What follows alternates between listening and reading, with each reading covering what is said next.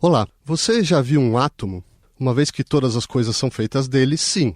De fato, ninguém jamais viu outra coisa senão átomos. São 94 tipos com variações que formam os bloquinhos de montar do universo, determinando todas as propriedades dos gases, líquidos e sólidos. O nome vem da Grécia Antiga, significando indivisível. Quando Demócrito e outros filósofos os conceberam, possuíam características divinas. Eram infinitos, não criados, onipresentes e eternos. A existência dos átomos foi defendida por criadores das ciências modernas como Newton e Boyle, mas só no século XIX se constataram as primeiras evidências experimentais. Hoje sabemos que os primeiros átomos foram formados há mais de 13 bilhões de anos, pouco depois do Big Bang. E sabemos também que não são os últimos corpos indivisíveis da matéria, mas são formados por outros menores. Até os inícios do século XX, eram conhecidas 3 partículas subatômicas que configuravam como um microsistema solar com elétrons orbitando em torno a um núcleo de prótons e nêutrons. Mas hoje conhecemos inúmeras outras partículas elementares, com nomes exóticos como quarks, gluons, mesons ou muons. Só o hidrogênio, o menor de todos os átomos, com um único elétron e um próton, é na verdade formado por 12 partículas subatômicas, que, de acordo com a superposição quântica, podem se comportar como ondas, existindo simultaneamente em múltiplos estados. Mas além de conhecer o âmago da matéria, nos tornamos capazes de criá-la.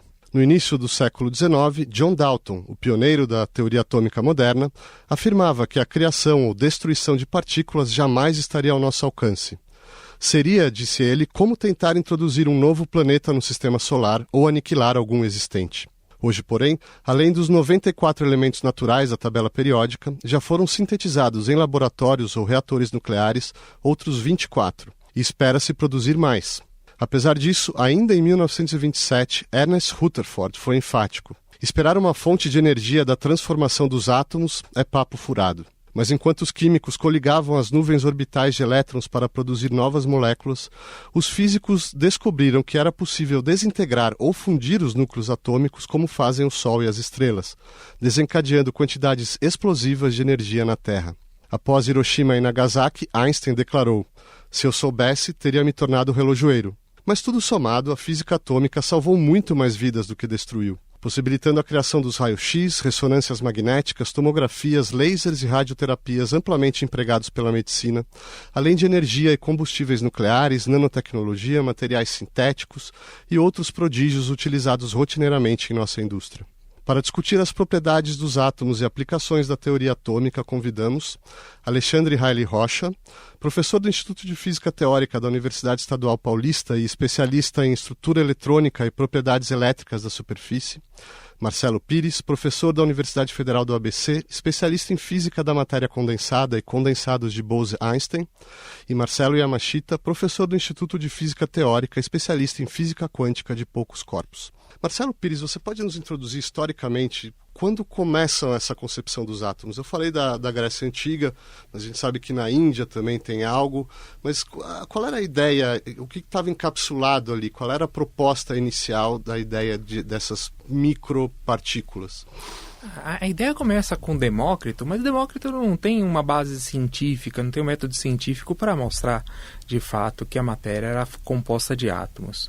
A gente pode pensar que, passado um bom tempo, a gente tem Dalton, um pouco antes, Bernoulli, já falando um pouco sobre a existência dessas partículas de modo mais científico e de modo mais sistemático, na qual a gente observa hoje. Ou seja, a gente tem um lapso de 2.500 anos atrás, quando primeiro se pensou até... Se a gente pensar na Idade Média, por exemplo, ou mesmo na Idade Clássica, você tem ainda os pensadores muito orientados por Aristóteles, e essas pessoas acreditavam numa matéria muito mais composta dos 5 elementos: água, terra, fogo, ar, enfim, éter, enfim, que é o componente que estaria no céu. Então, não se tinha ideia. Na verdade, se a gente pensar na matéria, nos átomos, propriamente dito, até compreensível, porque os átomos são tão pequenos, que só observações mais científicas, enfim, observações que está relacionado mais à química, como foi Dalton que propôs, que a gente pode ter um caminho de dizer que a matéria é composta de átomos. Antes, em princípio, não se tinha material para dizer de fato, das observações que existiam átomos. Mas depois que houve essa observação, houve esse tratamento, aí houve um crescente até a gente chegar no final do século XIX, onde, apesar de ter vários cientistas que achavam que não existiam átomos, Ernst Mach era um deles, tudo indicava de que a matéria era composta de átomos, tinham esse elemento. Thomson, no seu experimento de raios catódicos, ele conseguiu observar que dentro dos átomos poderia ter até elementos do tipo elétrons, enfim, ele conseguiu determinar uma estrutura do átomo. Alexandre, que outras evidências? Quer dizer, como é que, justamente porque são muito pequenas, não são observáveis, né, essas estruturas, como que começam a surgir evidências na prática, evidências empíricas da existência dos átomos? Eu acho que tem uma parte que vem muito dos que a gente chamaria hoje de químicos, né? Então, Lavoisier, quando você começa a descobrir o oxigênio, por exemplo, né? Então, são experiências onde você começa a olhar para propriedades que são um pouco propriedades óticas, né? Você queima a matéria, né? E começa a observar o que acontece com essa matéria quando você, o que a gente chama hoje de excitar, né? Quer dizer, você começa a dar energia para ela e ver como ela responde, né? E você observa, então, que você tem diferentes respostas dependendo do tipo de matéria que você tem. Então, isso começa a ter uma resposta importante. Mas tem toda uma linha que vinha, então, do que a gente chama hoje de termodinâmica, né? Que é observar as propriedades da matéria macroscópica, como o que a gente chama de temperatura, pressão, e você tentar procurar uma teoria que seja uma teoria que a gente chama hoje de microscópica para explicar a termodinâmica. E aí eu acho que uma peça fundamental é primeiro o Boltzmann, né, que cria o que a gente chama de física estatística, que é uma descrição atomística para a termodinâmica. E apesar dele ter criado toda essa teoria, ele foi extremamente criticado por essa estrutura, né, por essa construção. Tanto é que, eventualmente, ele se suicidou no começo do século XX. Ironicamente, um ano depois de um trabalho que eu considero essencial para a teoria atomística, que é o trabalho do Einstein, do movimento browniano, que eu acho que talvez seja considerado assim, o prego no caixão, né, de demonstração da teoria atomística, que você tem uma explicação muito convincente, você tem uma estrutura, né, você tem a matéria e você tem uma estrutura que forma a matéria, né? No caso dele não eram exatamente átomos, eram partículas, né? Mas você já começa a ter então esse conceito de uma teoria atômica, né? E de novo, né, é irônico porque o Rutherford não estava sabendo do trabalho, mas o trabalho já tinha sido publicado um ano antes e ele, né, se suicidou em grande parte pelos questionamentos que ele tinha recebido. Agora, Marcelo Yamashita, diante dessas evidências, como que descobrem e o que isso vai significar em termos de modelos, né? As primeiras partículas subatômicas, porque até um certo momento estavam se pensando em átomos como partículas mínimas, quer dizer, digamos, bolinhas de bilhar mínimas, né? Mas a gente vai chegar no modelo que hoje a gente conhece, que a gente estuda na escola, de prótons, nêutrons, etc. E tal. Quer dizer, como que como que o indivisível começa a ser dividido?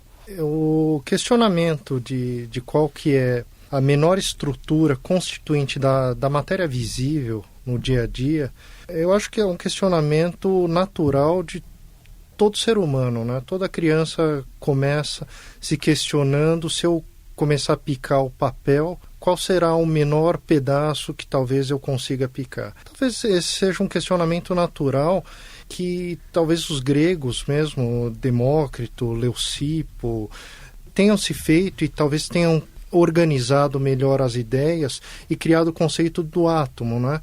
Só que na visão deles, aquele átomo indivisível, né, que não poderia ser criado, não poderia ser destruído e que constituía toda a matéria, a princípio, visível. Os primeiros modelos atômicos, você começou no início do século XIX, em 1803, com John Dalton.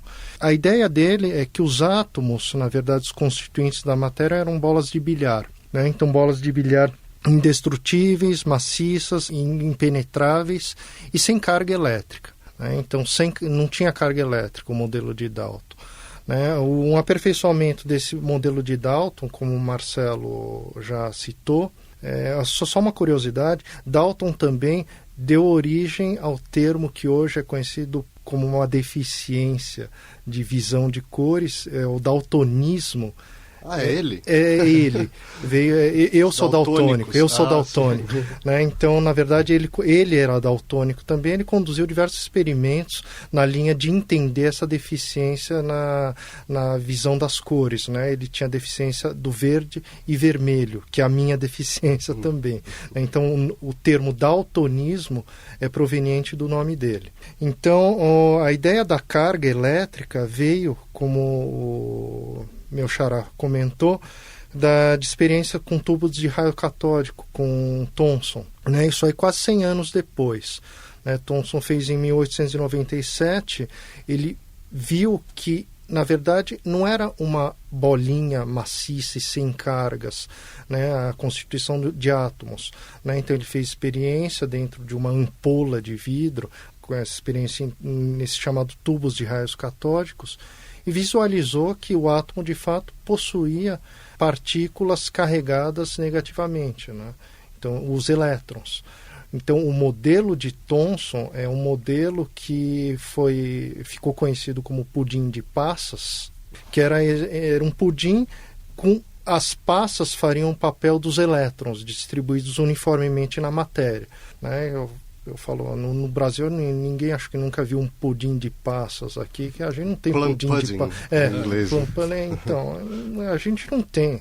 Então a gente poderia pensar, sei lá, talvez num panetone esférico cheio de passas no meio. Esse seria o modelo de Thomson. Mas esse modelo apresentava alguns problemas. Dura pouco, né? Dura pouco porque Rutherford, fazendo um experimento, jogando partículas que a gente chama de alfa, que são partículas positivas, que é o núcleo do átomo de hélio.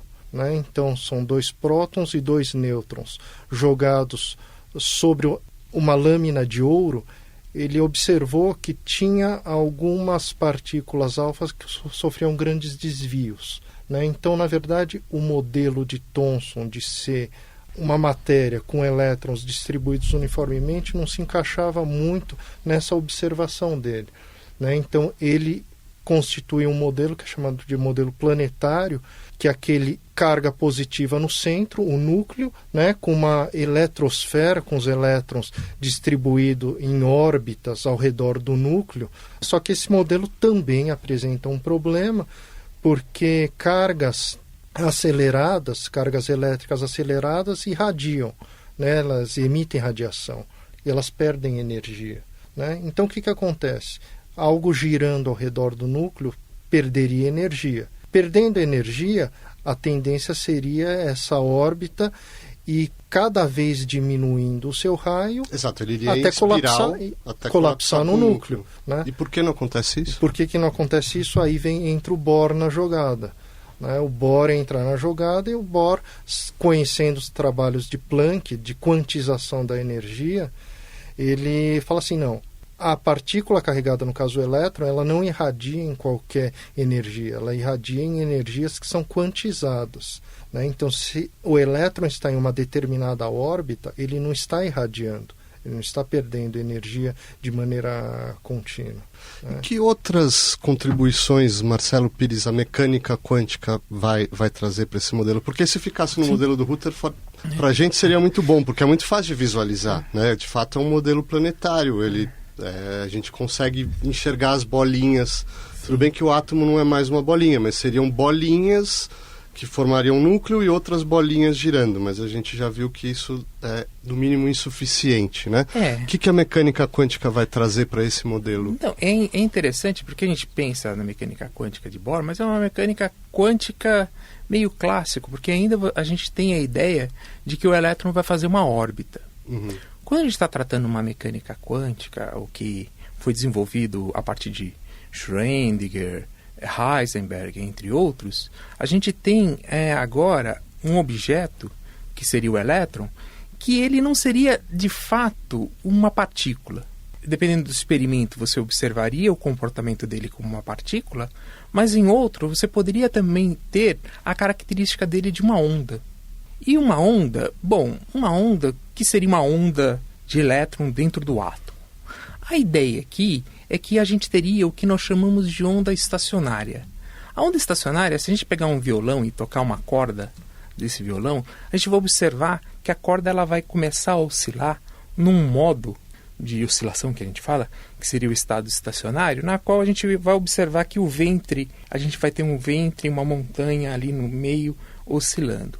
Dentro do átomo, esses elétrons se comportando como sendo uma onda, a ideia é parecida. De alguma maneira a gente vai ter essa onda de matéria na qual vamos ter essa vibração do que nós chamamos de função de onda.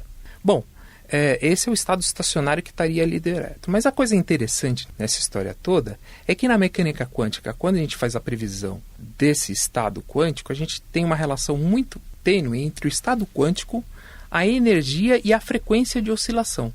E quando a gente faz essa observação, a gente tem que dentro do átomo, o elétron dentro do átomo de hidrogênio, ou qualquer outro átomo, ele vai oscilar a depender da energia que ele tiver, e de alguma maneira isso aí caracteriza a função de onda, o estado estacionário dentro desse átomo.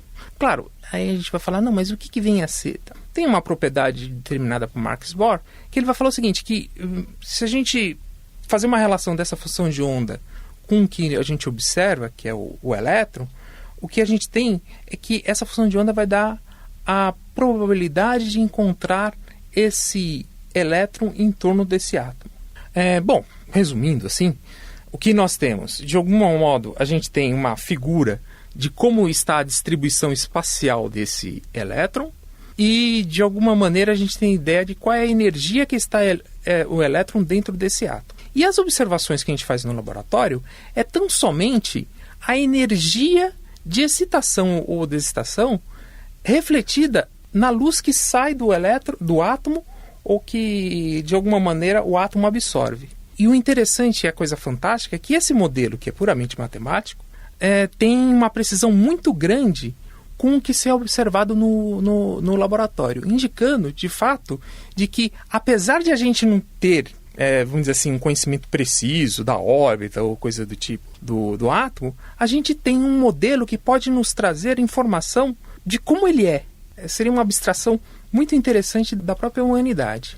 Basicamente é mais ou menos isso que a gente tem sobre o que se tem do modelo atômico e do que é observado no laboratório. Perfeito. Falando de como ele é, hoje nós vamos ficar entre o núcleo e a nuvem, né, eletrônica, a nuvem orbital ali, que comporta como partículas e ondas os elétrons. Mas será que vocês podem dar pelo menos uma ideia da complexidade do que é um átomo hoje em dia, quer dizer, um núcleo? Quão complexo é esse núcleo em comparação com a ideia consensual comum de um núcleo sólido formado de prótons e nêutrons? Alexandre? Em questão do núcleo ou do átomo também? Bom, do átomo, mas pelo que eu entendo, o núcleo ele é... quer dizer, começando pelo núcleo, você imagina o seguinte, né? Então, quer dizer, a nossa concepção hoje de átomo, você tem uma estrutura central que é formado por um conjunto de partículas. Esse conjunto de partículas, elas também, como você já disse, elas são formadas por outras partículas, mas a gente consegue descrever muito bem um átomo só pensando, né, nessas estruturas maiores, que a gente chama de prótons e nêutrons. Uma coisa que é importante mencionar é o seguinte, quer dizer, você tem os prótons têm uma carga positiva, uma carga líquida positiva, os nêutrons têm uma carga líquida neutra, né? O fato de você ter nêutrons ali é porque você tem uma repulsão de cargas positivas, então você precisa de cargas neutras para estabilizar. A massa do átomo está no núcleo. Basicamente, se você pensar na relação de massa entre elétrons e prótons e nêutrons, é da ordem de 2000, né?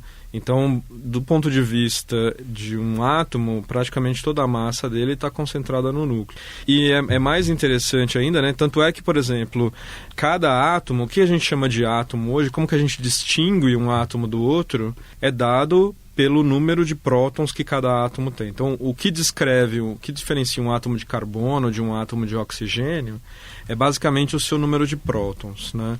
Então, mas a massa, então, é a soma do número de prótons e de nêutrons, que tem essencialmente a mesma massa. Então, você pode ter, por exemplo, átomos que são, que a gente chama de mesmo átomo, por exemplo, o átomo de carbono, né? A gente tem o átomo de carbono 12, que é o átomo mais típico, e a gente tem átomos de carbono que são mais pesados porque ele tem mais nêutrons, né? Então eles são até mais instáveis, e esses são os que a gente utiliza para, por exemplo, datação, né? Que é o carbono 14 e em princípio, da mesma forma, você tem para vários outros tipos de átomos. Então, só nessas estruturas você já tem quer dizer, o núcleo te diz qual é o átomo que você tem, mas não só isso, mas você também tem praticamente toda a massa concentrada, e você tem todo um zoológico ali, né, de possibilidades. E só um adendo, né, esse ano a gente comemora 150 anos da tabela periódica, né, que talvez seja assim, o processo de catalogação, né, mais incrível, pelo menos para um físico, né, ou um químico, é um dos processos mais incríveis que você tem de catalogação, num momento, né, em que você não sabia o que era o átomo ou como que era uma estrutura atômica, né? Essa coisa de núcleos e prótons, o Mendeleev não conhecia, né? Mas ao mesmo tempo ele conseguiu ali, utilizando características físicas de cada uma dessas estruturas da matéria, ele conseguiu criar uma catalogação que em grande parte permanece até hoje, né? Você foi preenchendo buracos e consegue ter essa estrutura. Então, o núcleo em si é uma estrutura, né, bastante complexa, e ele é mantido coeso então por esse processo de repulsão coulombiana. E aí tem uma outra força que eu acho que não vale a pena muito entrar em detalhes, mas é uma força forte que mantém essa estrutura coesa, né, que aí realmente atrai todas as partículas e tem uma interação entre tanto os nêutrons também participam nesse processo. Vai ficar para um outro programa. Só eu ouvindo você dizer que a catalogação é incrível, se para os físicos e químicos é incrível, imagina para quem não é. Para mim é mais incrível ainda. Agora, Marcelo Yamashita, a coisa começa a ficar interessante quando a gente vê que o átomo, primeiro eles são estáveis, podem ficar milhões, bilhões, talvez de anos estáveis, mas podem ser desestabilizados também, e aí é que começam os processos interessantes, né? Quer dizer, deixa eu colocar a pergunta de outra forma, o que é a radioatividade?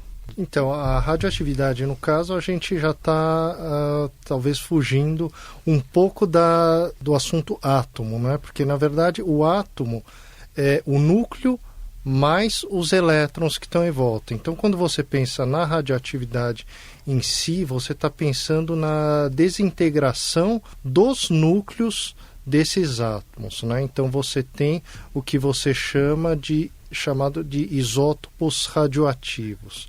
Né? Então, você tem uma diferente número de...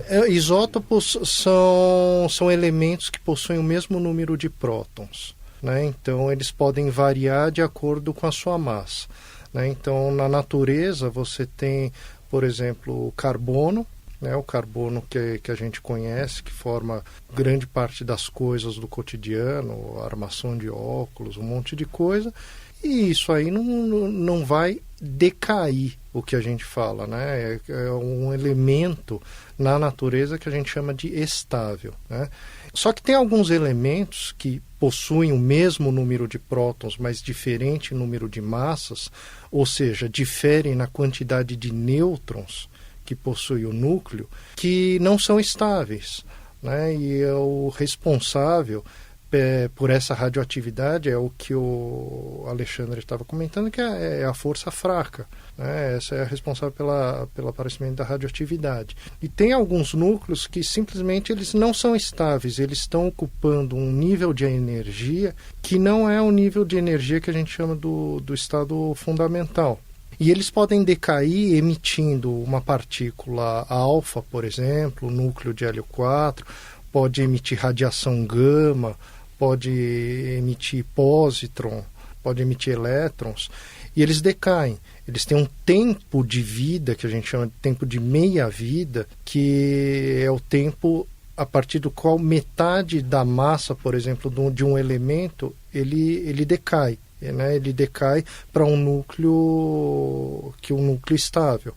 Então, na natureza mesmo aparece, aqui, por exemplo, nessa sala, deve ter nessa parede que foi construída com concreto elementos que são radioativos.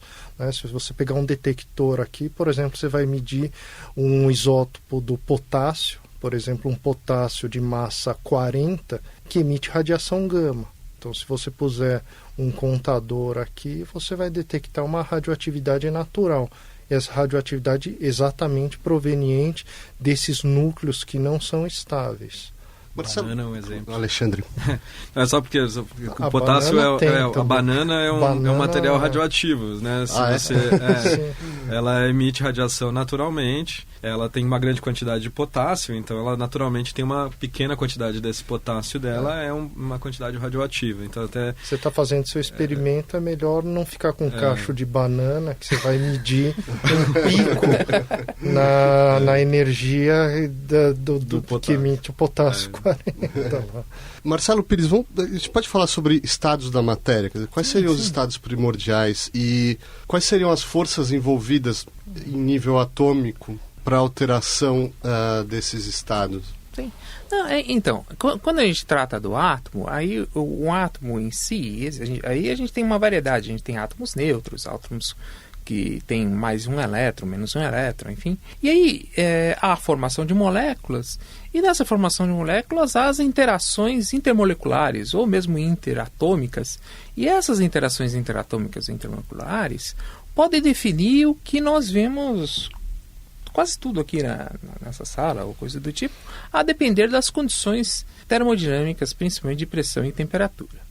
Então, esse copo que está à minha frente, a gente pode dizer que é um sólido, de alguma maneira, devido à temperatura que ele está e devido à pressão que o ar está exercendo nele. No entanto, o que a gente observa é que a alteração dessas quantidades macroscópicas, que seriam pressão, temperatura, eventualmente outras, pode produzir o que nós chamamos de transição de fase, na qual um estado que... E aí o que vem a ser o estado? Né? De alguma maneira o estado, quando a gente define um estado, por exemplo, um estado líquido, ele tem uma certa característica, por exemplo. Ele tem que ter alguma coisa que o contém. O líquido que está dentro do copo está em estado líquido porque está... E a forma dele é definida pelo recipiente que o contém.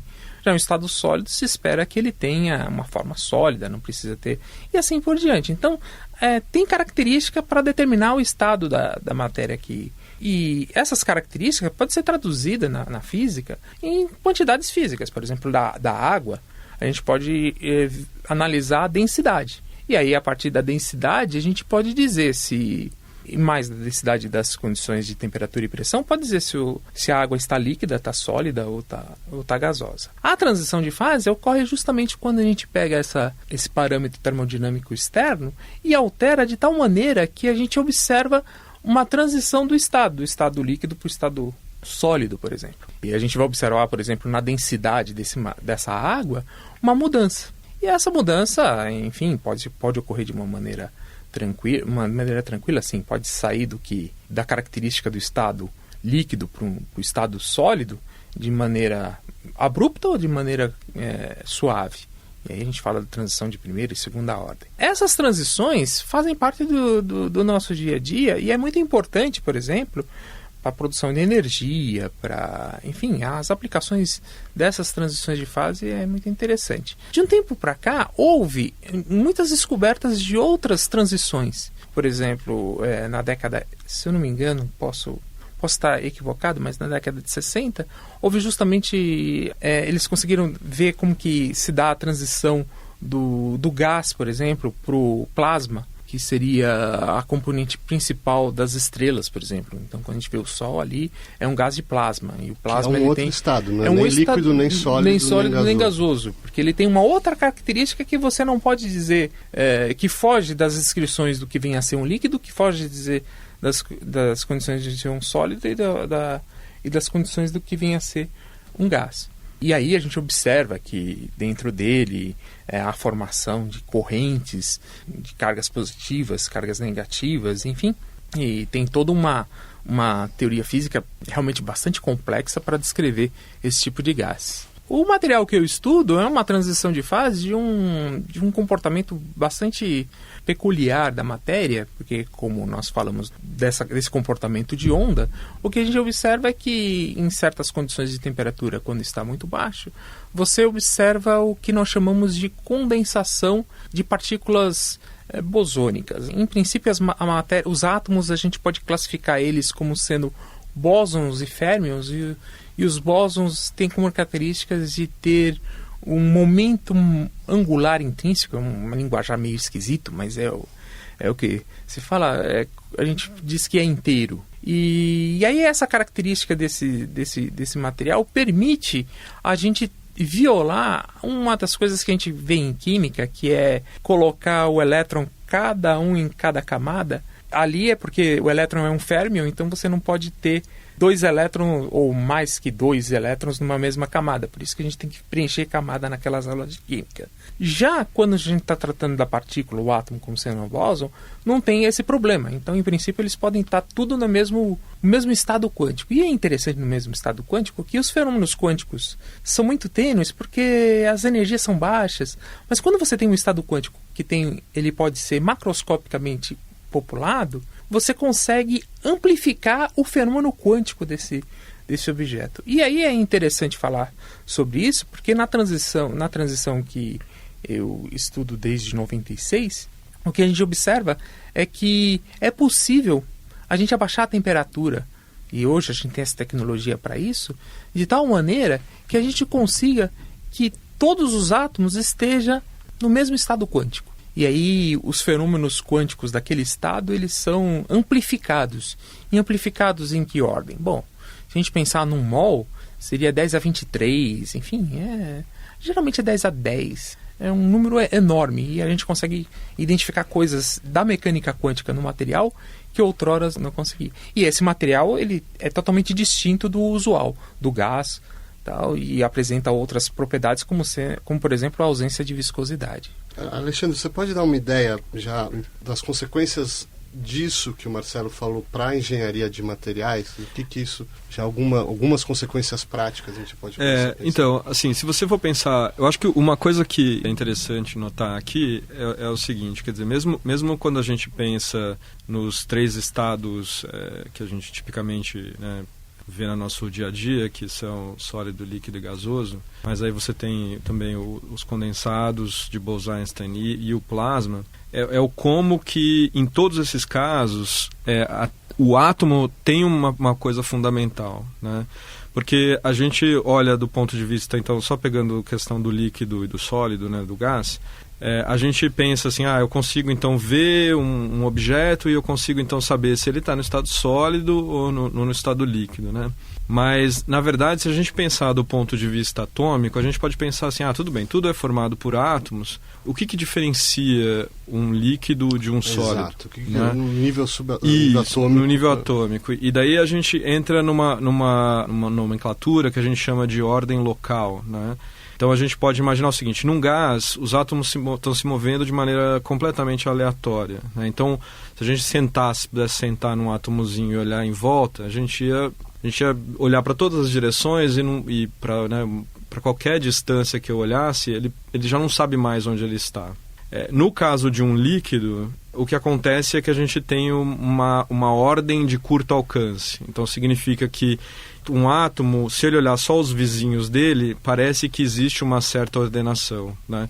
Por exemplo, na água líquida, você tem aquela formação daquilo que a gente chama de ligações de hidrogênio, né? Então elas são bem organizadas, né?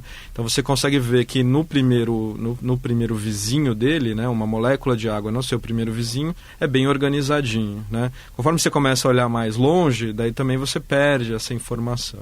No caso de um sólido, a gente tem só um caso bem particular, que é o que a gente chama de um cristal. E um cristal aqui não é aquele vidro que a gente toma na taça de champanhe, né? É uma nomenclatura que a gente utiliza para quando a gente tem uma estrutura atômica muito bem organizada, né? Então é quando você tem um átomo e se ele olha em todas as direções em volta dele, e você na verdade for muito longe, né? Eles estão todos bem organizadinhos. Aí você tem então uma ordem de longuíssimo alcance, né? Então é quase como se ele tivesse perfeitamente os átomos todos em ordem.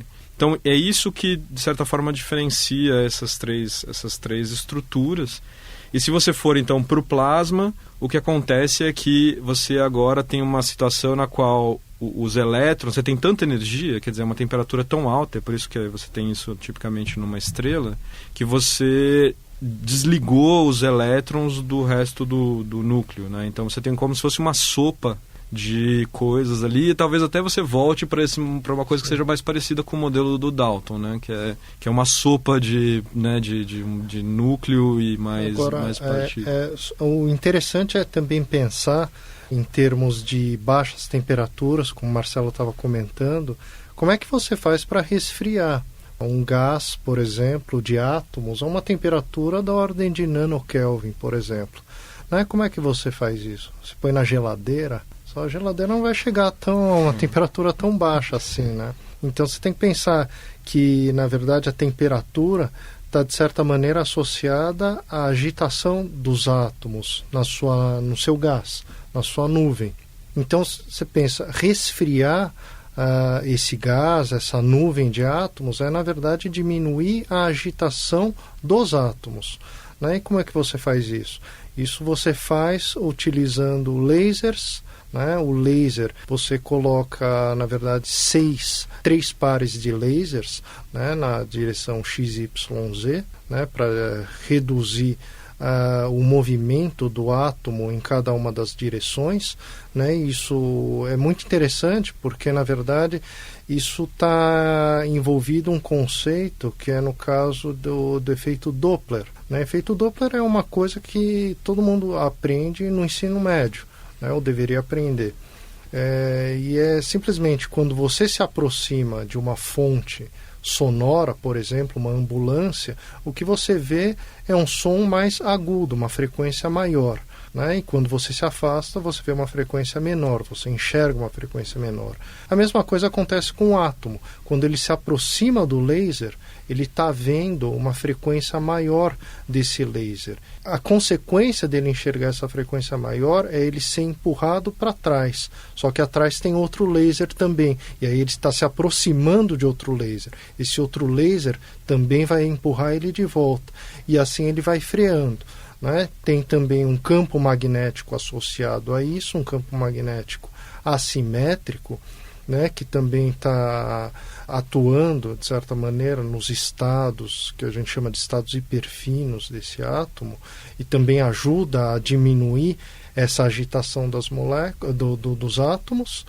E no final, o último procedimento antes de ocorrer essa condensação que o Marcelo falou é um procedimento que a gente faz toda a manhã, quando a gente toma o nosso café da manhã, que é assoprar o café que a gente está tomando.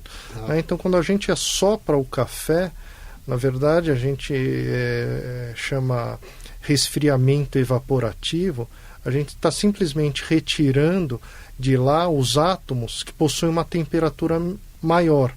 Né? Ou seja, você assoprou, você jogou fora aqueles átomos que têm uma temperatura maior, que estão se agitando mais, e o que sobra vai atingir uma temperatura de equilíbrio que é menor. Isso é fundamental para ocorrer essa condensação.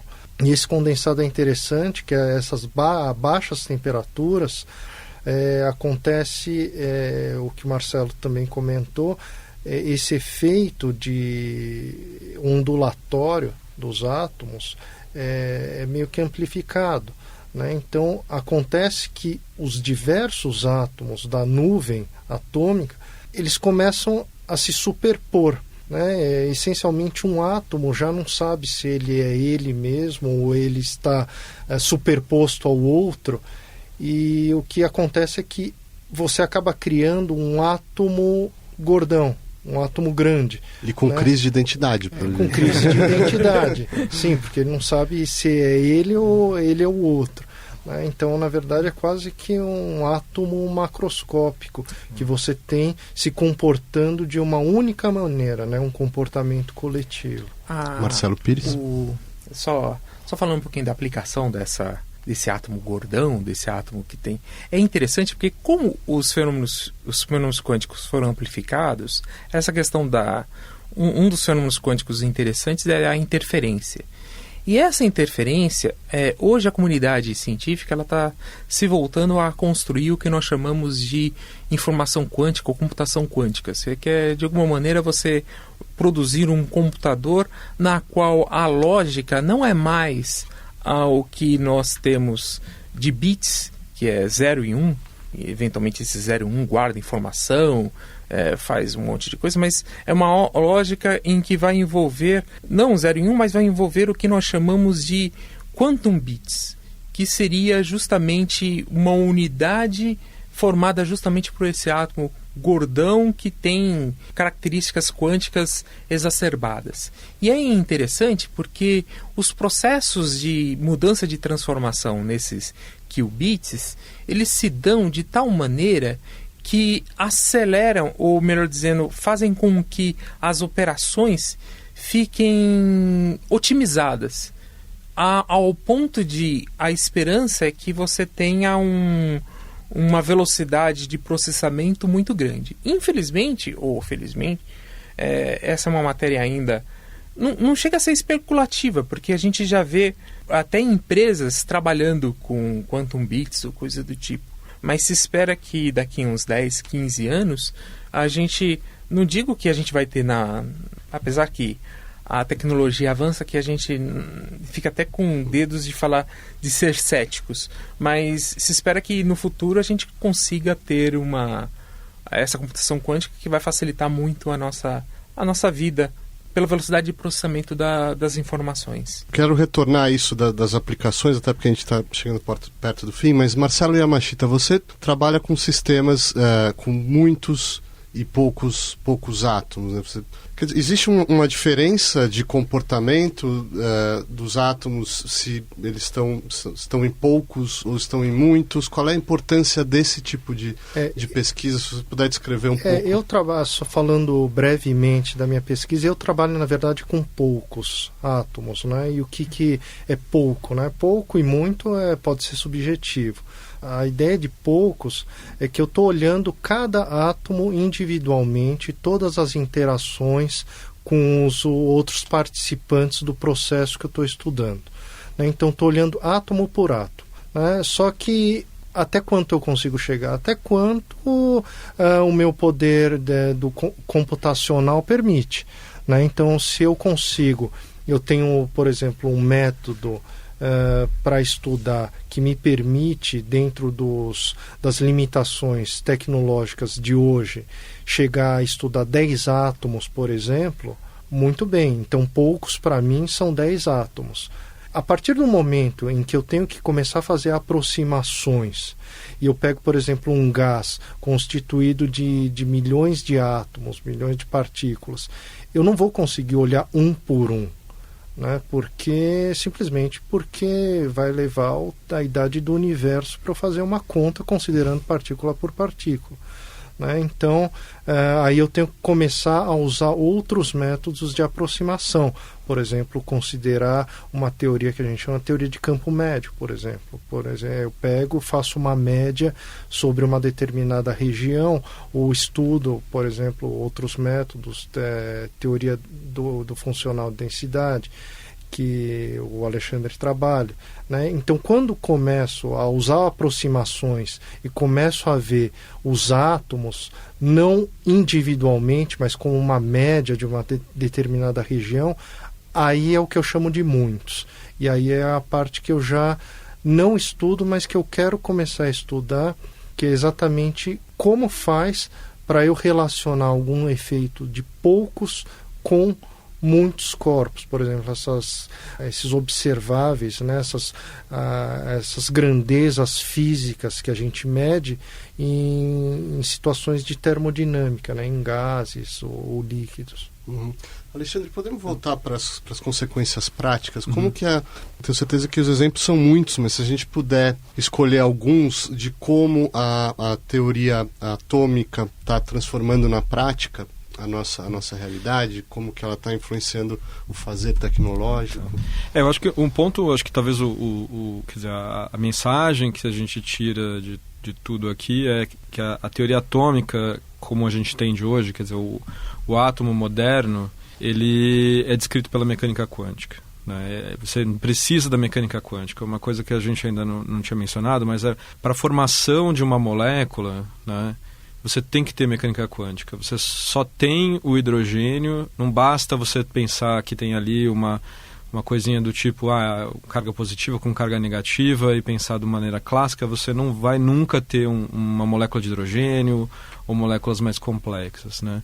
E isso serve também para o condensado de Bose-Einstein e serve também para a matéria como um todo. E é importante mencionar que hoje o PIB dos Estados Unidos, 20% do PIB é diretamente ligado a alguma coisa que vem da mecânica quântica, né? Por exemplo, o laser vem da mecânica quântica, né? O CD vem da mecânica quântica, a célula solar vem de mecânica quântica, o seu computador tem, de certa forma, né, quântica envolvida. Então, tudo isso está relacionado de alguma forma, à mecânica quântica. O que eu vejo é que você tem uma série de buscas por materiais, né, que te tragam melhora, por exemplo, em dispositivos eletrônicos, né, ou novas células solares. Só para citar um exemplo, hoje um dos temas mais quentes na área de células fotovoltaicas é uma coisa que a gente chama de perovskitas. Então é uma área que é um material extremamente complexo, com uma mistura de moléculas orgânicas com átomos pesados, como por exemplo urânio, né? Mas são moléculas que são super fáceis, são estruturas sólidas que são super simples de serem feitas e tem uma eficiência energética muito alta. Mas ao mesmo tempo a gente tem muita coisa para ser feita, porque, por exemplo, elas não duram muito tempo, né? Então, só aí já é uma linha que as pessoas têm investido bastante, né? Uma outra linha que é extremamente interessante, que eu acho, é uma que a gente chama de materiais bidimensionais, né? Que são estruturas que são formadas por um único átomo de espessura ou alguns átomos de espessura, mas que são estruturas que podem até ser macroscópicas nas outras dimensões, né? Como, por exemplo, o caso mais conhecido e mais famoso é o grafeno, né? Que é formado por átomos de carbono, é uma folha, como se fosse uma folha de um único átomo de espessura, e que hoje você consegue fazer essas folhas serem feitas com metros de diâmetro, né? E esse material em particular é mais ou menos vendido como uma das grandes esperanças para substituir o silício como material para eletrônica, né? Então talvez tem várias áreas que tem bastante potencial, né? Então nesse momento eu acho que é um momento super interessante. Tem essa linha da área de informação quântica, que é uma área super quente, né? Principalmente agora que o Google e a IBM entraram com força, né? Mas da ponto de vista de desenvolvimento de materiais também é um momento bastante interessante, porque a gente está em busca ali do substituto do silício, né? Nossa era do século XX foi o silício, e a gente está em busca de um novo silício para o século XXI. O que mais, Marcelo Pires, em termos de aplicações práticas, você teria alguns exemplos? Eu acho que seria muito interessante a gente tratar um outro tipo de transição de fase que a gente não falou aqui, que na verdade não é uma transição de fase regular, como a gente vê, de estado sólido, de sólido para líquido ou coisa do tipo, seria o que nós chamamos de supercondutividade. A supercondutividade, a gente observa que em certos materiais, quando abaixa muito a temperatura, você observa justamente uma perda de resistividade do material, ao ponto do material não apresentar resistividade nenhuma. E não apresentar resistividade elétrica é como se fosse uma lâmpada que não esquentasse. Melhor dizendo, lâmpada seria uma resistência que não esquentasse. E aí, por não esquentar, não perde energia. Então, de alguma maneira, o elétron, a corrente elétrica que está passando ali, em princípio, não perderia energia. Se de alguma maneira a gente pudesse ter sistemas que aproveitassem desse fato de não apresentar perda de energia em aplicações tecnológicas, seria interessantíssimos. Hoje, infelizmente, os materiais que a gente observa essa transição de fase, ou seja, materiais em que você observa que existe que a partir da temperatura, abaixo dessa temperatura, apresenta essa não resistividade, são elementos, são temperaturas muito baixas. Então, por volta de 100 Kelvin, a temperatura ambiente por volta de 300. Então, a ideia é que no futuro, eu imagino que até em breve, a gente possa construir materiais em que, de fato, a gente consiga alcançar uma temperatura de transição perto da temperatura ambiente. E aí, ao construir isso, a gente vai ter aplicações tecnológicas muito interessantes. O maglev, por exemplo, que são trens, que, se não me engano, alemães ou japoneses, que viajam sob o efeito de correntes elétricas que ficam girando nesse campo magnético e não apresentam resistência. Esses, em princípio, seria uma aplicação que veríamos de maneira corriqueira. Falando sobre o futuro e, na verdade, sobre o presente, porque o nosso tempo está acabando, mas se vocês puderem apresentar um pouco, ilustrar para os ouvintes, com uma rodada final, o tipo de desafios nos quais vocês estão envolvidos, o tipo de descoberta do que vocês estão buscando, seja no plano das teorias, seja no plano da prática, mas assim, quais são aí os desafios que vocês estão enfrentando no campo do nosso conhecimento sobre os átomos? Marcelo Yamashita? O desafio principal agora é financiamento, né? Então, e o financiamento essencialmente porque a minha pesquisa é essencialmente o que a gente chama de pesquisa básica, né? Então, grande parte do que a gente chama de aplicações foram provenientes da pesquisa básica, aquela pesquisa que não é feita primordialmente com a intenção de se produzir uma inovação, né? Então, a minha pesquisa atual consiste exatamente em entender como algumas moléculas se comportam, por exemplo, em dimensões diferentes da tridimensional, né? Então, condensados, por exemplo, possibilitam esse achatamento da nuvem atômica que você tem. Então, você a princípio pode pensar na criação de uma nuvem esférica com os lasers, mas você pode aumentar a energia dos lasers em duas direções, por exemplo, né, ou em uma direção, né, e transformar essa esfera em uma pizza ou em um charuto, né? E como é que as moléculas se comportam em dimensões diferentes da tridimensional, né? E como que se dá essa transição entre 3 para 2 dimensões, para uma dimensão, né? E outro desafio que eu também estou envolvido é como correlacionar esses efeitos de poucos átomos num contexto de muitos átomos, né? Então, esses são a pesquisa que atualmente eu tenho feito. Marcelo Pires? Bom, atualmente eu estou envolvido em um projeto que o magnetismo de materiais, como um ímã que se comporta ou coisa do tipo, ele microscopicamente, se a gente estudar o que está acontecendo nos átomos, enfim, ele não é bem entendido. E não é bem entendido por vários motivos. Tem simulações que se aproximam, mas o que eu atualmente estou estudando é que através desse condensado de Bose-Einstein, a depender de como a gente consegue prender ele no espaço, uma maneira de prender é prender ele no espaço num reticulado, na qual, nesse reticulado, cada condensado nesse reticulado se comportaria como sendo um átomo no material magnético. E a ideia que a gente está tentando desenvolver é usar a facilidade de fazer esses condensados e facilidade de controlar certos parâmetros que no cristal seria muito difícil, de que maneira eu posso relacionar o que estou fazendo aqui nesse condensado com o cristal e tentar buscar relações com isso. Um outro problema que estou envolvido, e na verdade uma questão que vem desde a época que eu fazia doutorado, é justamente sobre o que nós chamamos de superfluidez, que de alguma maneira, esses condensados, ele apresenta superfluidez, que é uma condição em que o fluido ele perde completamente a viscosidade. Ele escorre sem sentir o material que ele está passando. Desse modo, a gente pode fazer o que nós chamamos correntes persistentes. E aí, nesses sistemas, esses são sistemas interessantes que têm dependendo de parâmetros, a gente vê equilíbrio ou não, e aí eu também estou envolvido em determinar. E por último, uma brincadeira que começou em 2014, que ainda me pego pensando nessas coisas, é que, isso eu acho que dá matéria para outro programa, que a gente tem o que nós chamamos no universo matéria escura.